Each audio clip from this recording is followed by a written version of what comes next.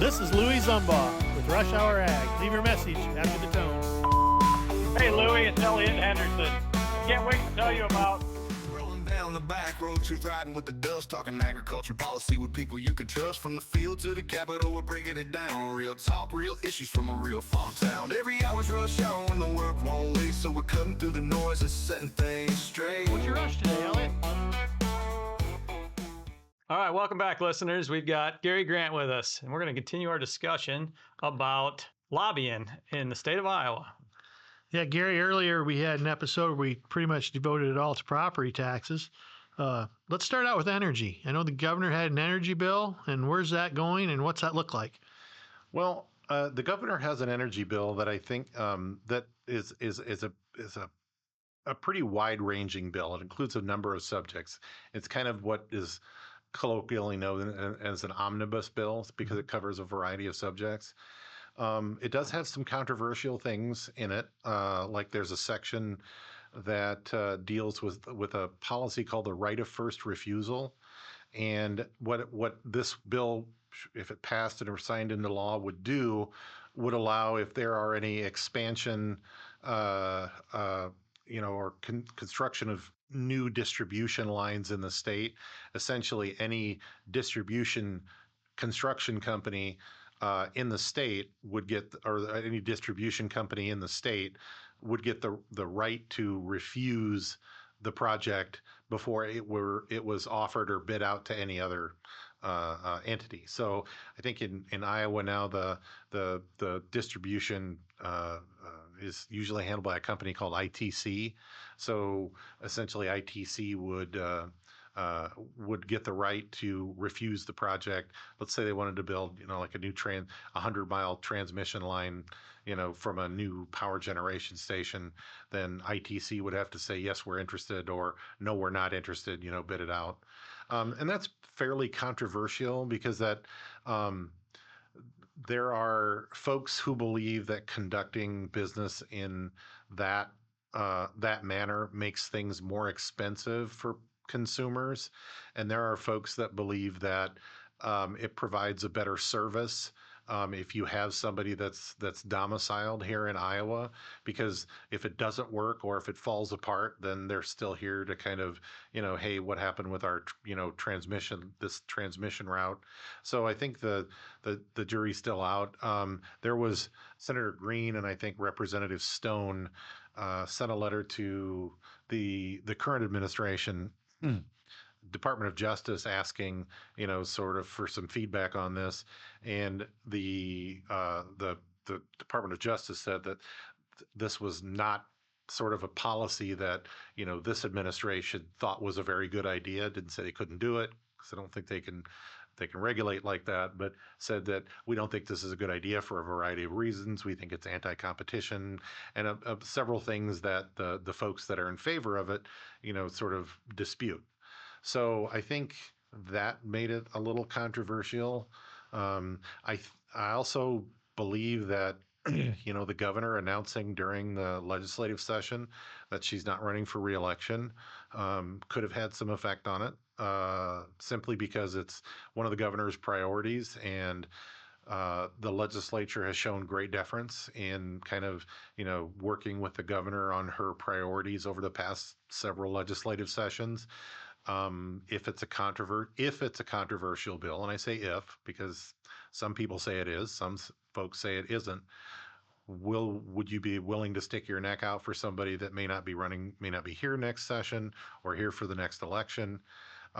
So I think that it's the jury's still out on whether or not we'll still see that. If it weren't a governor's priority, I'd say it probably, there's not enough time to get it done, but you never say never at the legislature. You could have an agreement tomorrow. You have a succession of suspended rules, and it could be on her desk by Friday. So, Yeah, obviously, I've never been a fan of it. yeah. I don't know where limiting competition. I mean, I'm told by my former colleagues, ITC is the best in the business, and they're from the state, and that's why we need to do this. I don't know what keeps you at the best of the business if you don't have competition to keep you there. And I don't quite understand.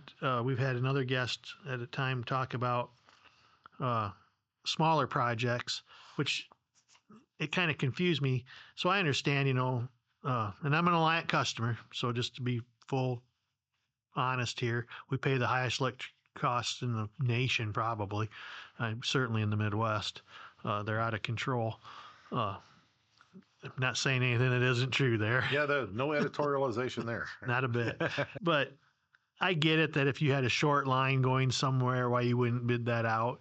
If your housing development got bigger and you had a few short lines to go, why an REC would just build themselves and wouldn't bid that out. But for the big transmission lines, I see no reason that you would not do a bid process.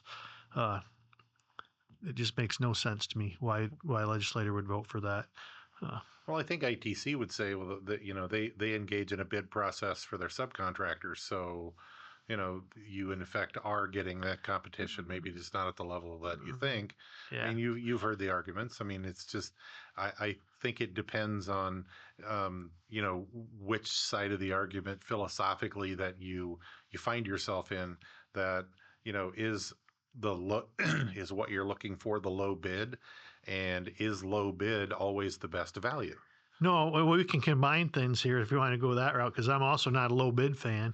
Good. And that sits from being on county government more than state, because you realize it more with the county government. With low bid, I may hired a company to build something before they were low bid, and maybe had several, what do they call them? Project change orders.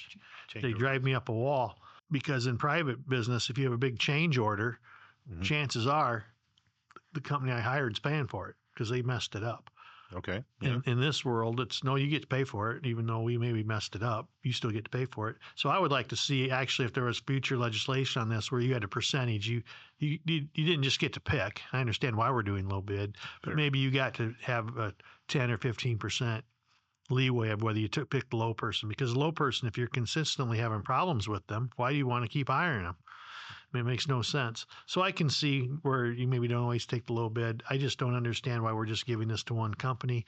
I mean, I believe in my insurance company. I have a great relationship with my insurance company. I think they're the best. So maybe we should let that insurance company provide all insurance in the state of Iowa.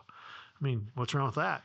Or, if I like my John Deere tractors, and John Deeres are made right here in Waterloo, Iowa, some of them, maybe we ought to require all tractors above 80 horsepower that are out there on the farm be John Deere, because they're made in Iowa. I mean, where does it stop?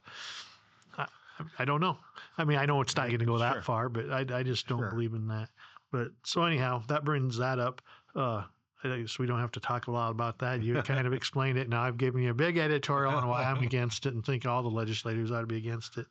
But that got into the right of first refusal, which we talked about. Is there anything going on? I got into a little bit. I had that written down. Is there anything going on with the pipeline? Do you know anything that's going on with that? I know that the House has passed a couple of bills that affecting eminent domain, either limiting or kind of eliminating the use of eminent domain for carbon capture pipelines. They seem to be met with some philosophical differences in the Senate, and I know that in the Commerce Committee there was an amendment to the bill. I'm not entirely sure that the amendment was well received kind of by the House. The folks that like the House bill might tell you that it sort of stripped out all the important provisions, and the people that in the Senate say they think it's a more workable, solution to the issue. It's kind of the Senate sort of billed it as a property owner's bill of rights. I know that this is probably not an issue that's going to be settled, in this legislative session, or maybe even in future ones. There seem to be, folks that have legitimate sort of points on both sides of it. I know agriculture, lots of agricultural interests do seem to be actually in favor of the carbon capture pipeline. They think it responds to evolving markets, and that it will preserve or maybe even open up new markets for ethanol, both here and in other places that have enacted, sort of regulations on, carbon emissions. It's kind of hard to argue with that. It's also kind of hard to argue that eminent domain, expansion for, what might be an economic development project just sort of rubs some people the wrong way. And I certainly understand that. I don't have land that they're proposing to put this through, but I can see that, the point of folks that, don't want any part of this, and they just, are kind of, a little more than a little miffed that there don't seem to be, some of them at least don't seem to be, don't have a choice. I think the legislature at some point, I think, is going to have to figure out how to balance, sort of, the needs of both agriculture and landowners. I just don't know I'm glad I don't have to make that decision, because I don't know where that balance is. I mean, because let's say you believe now it's not a good idea, to build a carbon capture pipeline. Okay, so the carbon capture pipeline is defeated, it's not built, and 10 years from now you're getting, 30 cents less a bushel for your corn because our ethanol refining doesn't meet somebody's standards for carbon emission. And now that's not something you can know now, but, 20 years from now, 30 years from now, is our corn worth less than, 30 or 40 cents a bushel less than it would have been if we had built it? I don't know. I'm not advocating for building it or not. I'm just saying that there's a lot of things that we don't know and that we maybe can't know about what happens if we do build it, what happens if we don't. Very true. Anything, talking about energies and pipelines, the discovery of hydrogen in Iowa, mineral rights, anything like that on your plate? Not on my plate, and I haven't heard a lot of discussion at the legislature, on mineral rights. I think if we start a large scale recovery of minerals or natural resources, I think that those will probably be, kind of on the table. It's not, nor in Iowa, historically, not always, but historically, most of our money is made on the top of the ground. We haven't really focused on what's underneath very much. That may change if we, start discovering. I mean, with the notable exceptions of things like rock quarries and things like that, we just don't do lots of, mining, operation in Iowa. There may have been some isolated cases, but, we for 170 odd years, we've made our money on the top of the ground. I want to go back just to the pipeline. Sure. Do you feel, and this is a little odd, maybe out of your wheelhouse as a lobbyist on who you actually lobby for, Sure. but when it comes to solar farms and wind farms and this pipeline, if the tax credits were taken away from the federal government, would these things disappear? Because they really don't pay for themselves, do they? I mean, granted, the pipelines supposedly give value to a product grown in Iowa. I understand that part, but do they actually pay for themselves without tax credits? And if you don't have the answer, I totally understand. That's a hard one to answer. I mean, and I think the answer in public policy a lot of times is it depends. That's like me asking you is like, okay, Louis, without the ethanol, you take the ethanol subsidy away, would it still be profitable to grow corn? Do we have an ethanol subsidy anymore? Okay, so it's gone. It's been gone for some time. It's been gone for some time. But what about, okay, I misspoke. That's okay. No. The mandates. Mandates as far as, the ethanol. Yeah, Sure. which, is arguably a subsidy. Sure. Because if the government is mandating that X percentage of a product has to be used for X purpose, it's arguably a subsidy. So they take away ethanol mandates tomorrow. Is it still profitable to grow corn? Well, it might be. We don't want to find out. I'm not suggesting we do that, but I'm saying the question about, if we take away incentives, is it more or less likely that something happens? Well, I think you offer incentives because you want to increase the likelihood of something happening. And I don't know that it's such a bad thing that they incentivize alternative energy. I think the energy, I'm kind of an all of the above kind of person when it comes to energy. And I think that we need to be, in the United States, we need to be looking at the entire portfolio of energy generation options. That's nuclear, that's natural gas, that's wind, that's solar. Because solar might make more sense in some areas than in others. Wind might make more sense in some areas than in others. Um, would there be as much of it if they took away the subsidies? Probably not. Um, would there be as much corn grown if they took away the mandate? Probably not. See, We don't know. I want to clear something up on that mandate. That mandate is more of an EPA regulation. Blenders want more ethanol in their fuel. That's how they can increase their margin and create a cheaper product for the consumers. That's great. It's more of an issue that there's restrictions on how much we can blend with petroleum fuel. Right, but and I think the argument from that folks who support like a carbon capture pipeline would be that, okay, markets, like a big market, maybe California, may enact some state regulations like they have for livestock production that would limit our ability to compete in a market like California, where we apparently sell a lot of ethanol. And I'm not an expert in the ethanol market. I'm just using that as an example of, if you didn't incentivize in some way people using it, would people use it? Do you think the answer is it depends? Do you think, and I do believe this, that if you took away all the mandates, that's fine. You simply went out there to the pump and you put is it the octane level? Mm-hmm. The octane levels, that's all you put on it. Don't put on it has ethanol. Don't put on it C85. Don't put on C88. You just put the octane. I think you'd sell more ethanol products than you ever have because it's the cheapest at the pump. Well, I wouldn't say that the octane number is what people pay attention to. It's the price. But that's to differentiate them. Yeah. You could simply put the price out. Fine. Yeah, if you put the price But out. that's what I'm getting at. The octane level. Right, but that's not it. And I think that most people would do that. But I think, like said, we were talking about the pipeline that. And some of the alternative energies is that what are we going to have to do to compete? Like, okay, so let's take alternative energies like wind and solar. Won't talk about ethanol in the pipeline for a minute. There are companies out there that like to see on their corporate balance sheet, they like to tell investors that we just built a new data center in Ankeny, Iowa, and Iowa gets X percentage of its power from renewable sources like wind and solar.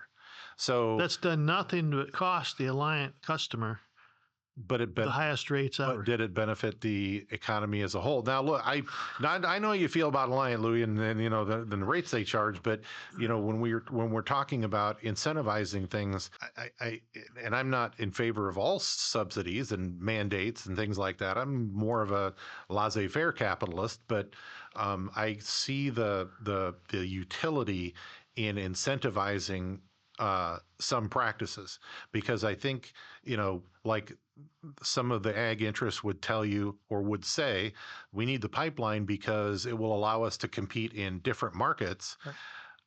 The wind and solar people will say we need incentives to help you attract business, to help you compete in different markets. Like the Google the data centers, there's lots of them springing up around Iowa. Right. They love to be able to tell folks in their corporate disclosures that they make every year that their data centers in this area and this area and this area are powered by 25%. I'm making that number up, but 25% renewable energy. And I understand that. And one thing that frustrates me is data centers are not. And I know I'm picking on Alliant constantly, and we have a love-hate relationship because I get Alliant Energy. But here they buy all that ground up around Cedar Rapids Airport. Alliant buys it to then make sure they sell it to data centers, because then they're going to turn around and sell them the power to the data center. Why does a power company have the right to buy ground in the first place? That has nothing to do with generating power. Well, they're a private company. Yeah, private company that's regulated by the state and guaranteed a 9% profit. So why does Zubbar Farms LLC have the right to buy land to plant more corn. I'm not or guaranteed. sell I'm more I'm corn. not guaranteed a profit by the No, state. you're not. I mean, but they're a business. mean- They're a regulated utility. They have a right. They have a guaranteed ROI. I understand Well, all that. I think it's out of control, but we can I- argue about that later. yeah. I got another one. Yes. Which goes back to maybe Alliant, maybe not. Well. Obviously, through a course of events, they closed the power plant, Palo Power Plant, Sure. nuclear power plant. Now they're talking about reopening it. Mhm. Do you know anything about energy sales before the meter? Have you ever heard that? I've never heard that term. Okay. I didn't know if you had or not. I'd heard Yeah. about it. I believe it has possibly something to do with sidestepping the Iowa Utilities Board. Huh. And I was just curious if you knew anything about that. Oh no, sorry, I've So never heard that's that term. okay. That's okay. And I'm just Yeah. I've heard it. That doesn't make it real. Doesn't make it right. Doesn't make it wrong. Just something I'd heard about that I was curious about. He hit on mineral rights. I think a lot of this has to do with the energy bill. I'm sure a lot of it does come from Eastern Iowa and the people that are served by Alliant, and their line workers are great, not complaining about any of that, but our rates are horrendous. and something just needs to change there, and I'm not sure how to do it. But one thing that does get me about all these energy bills is, and in this case, it has to do with not only the pipeline, which was going to go at one time there's going to be one through southern Lynn County. Mhm.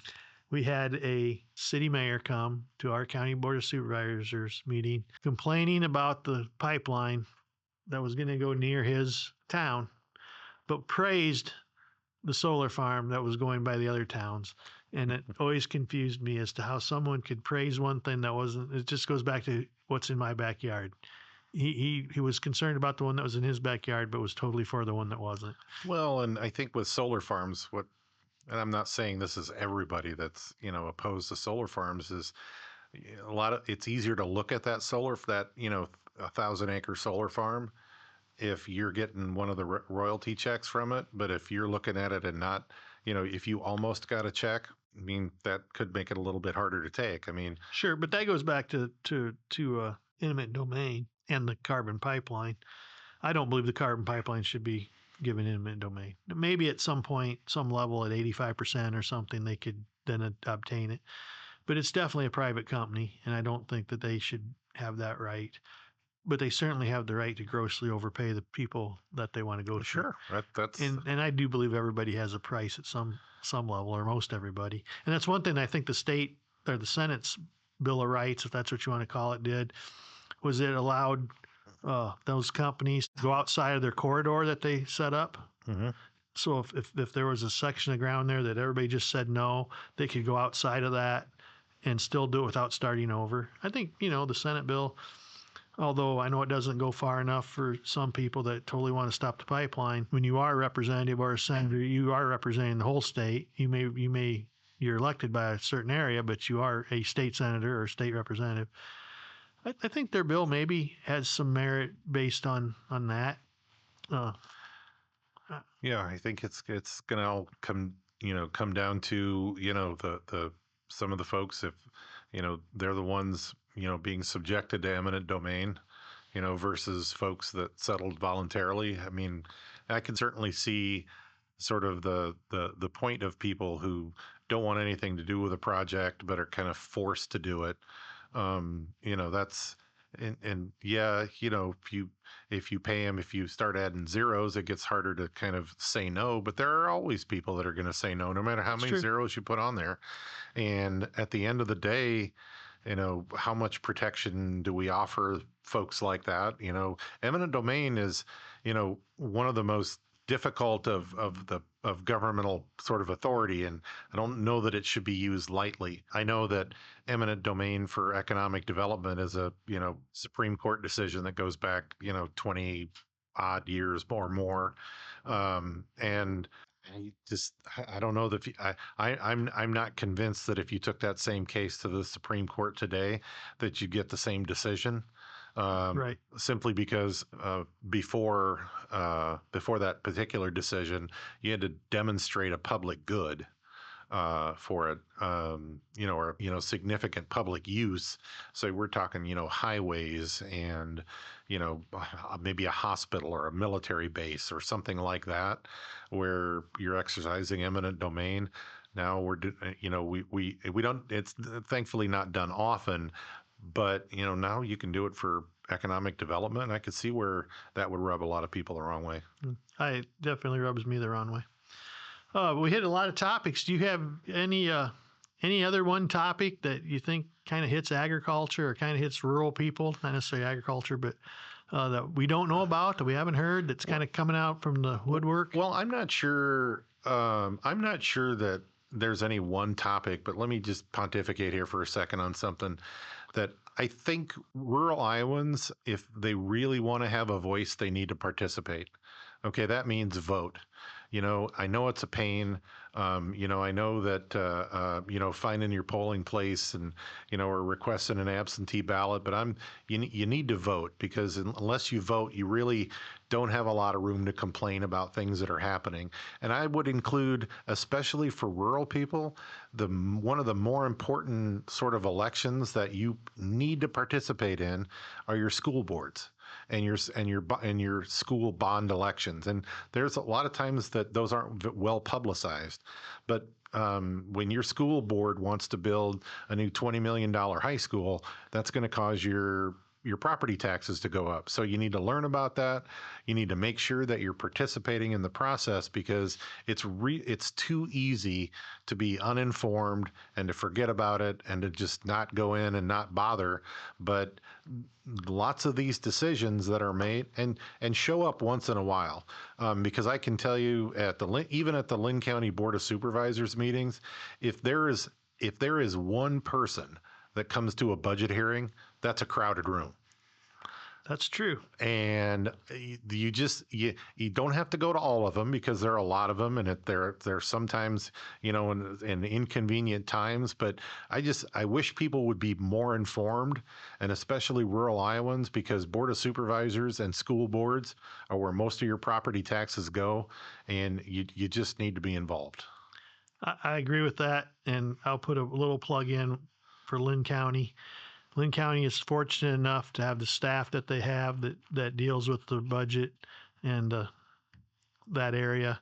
That, as a former supervisor, we were very, very fortunate for Don and Sarah and their staff to put those things together. And I think, although it didn't always go my way, probably never went my way completely. Let's be honest, I was in the minority, but I think we did spend a lot of time on budget and did a good job there at Linn County. Well, Gary, you've been a fantastic guest, and Thank we you. appreciate your time coming and speaking to us and our listeners. Well, thank you for having me. Thank you, listeners, for tuning in, and we'll make sure to catch you on the next one. Yep, rush right back. Thank you.